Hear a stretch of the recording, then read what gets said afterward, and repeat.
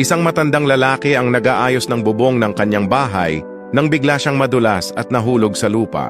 Napakalakas ng pagkakabagsak kaya nawalan siya ng malay. Ang kanyang anak na nagtatrabaho sa bakuran ay narinig ang ingay at dali-daling tumakbo.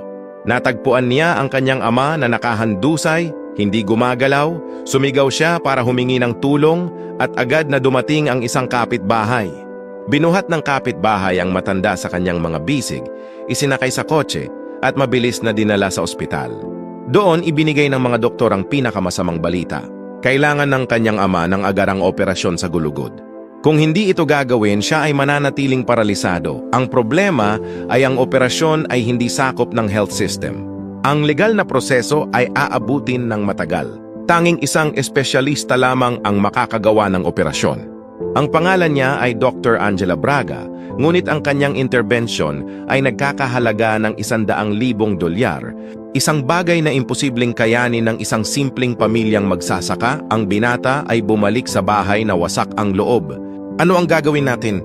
Tanong ng kanyang ina. Matatag niyang sagot, kung ang tanging makakaligtas sa kanya ay himala, hihilingin ko ito sa Diyos. At ginawa nga niya. Araw-araw siyang nanalangin kahit na ang kanyang ina ay nawalan na ng pag-asa. Anak, tama na. Wala itong mababago, sabi ng ina. Ngunit iginiit niya, kaya ng Diyos ang imposible. Isang gabing maunos may kumatok sa pinto. Isang babaeng balot sa putik, sinabing na-stuck ang kanyang sasakyan at kailangan niya ng masisilungan. Tinanggap siya ng pamilya ng may pagkain at init. Habang nag-uusap sila, tumayo ang binata at nagsabi, "Pasensya na, oras ko na para manalangin."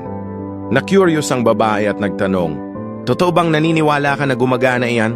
Sumagot siya ng may pananalig, "Oo, ang aking ama ay malubha ang karamdaman at kailangan kong hilingin sa Diyos na ipadala si Dr. Angela Braga upang siya ang mag-opera sa kanya." Ang babae ay natahimik ng ilang segundo hanggang sa may luha sa kanyang mga mata. Sinabi niya, "Anak, ako si Dr. Angela Braga." Hindi makapaniwala ang binata. Ipinaliwanag ng doktora na nakansela ang kanyang flight dahil sa bagyo. Isang landslide ang humarang sa daan at habang naghahanap siya ng ibang ruta, na-stuck ang kanyang sasakyan. Lahat ng iyon ay hindi inaasahang nagdala sa kanya sa bahay na ito. "Ngayon ko nauunawaan," sabi niya ng may emosyon. "Hindi ito isang pagkakataon.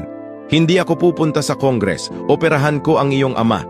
Isinagawa ang operasyon at nakaligtas ang matandang lalaki."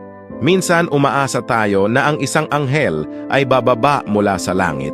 Ngunit ang Diyos sa kanyang karunungan ay inilalagay ang tamang tao sa ating landas. Huwag kailanman maliitin ang kapangyarihan ng pananampalataya. Kung ang kwentong ito ay tumama sa iyong puso, ibahagi ang video na ito sa isang kaibigan upang makita rin nila kung paano sinasagot ng Diyos ang mga panalangin.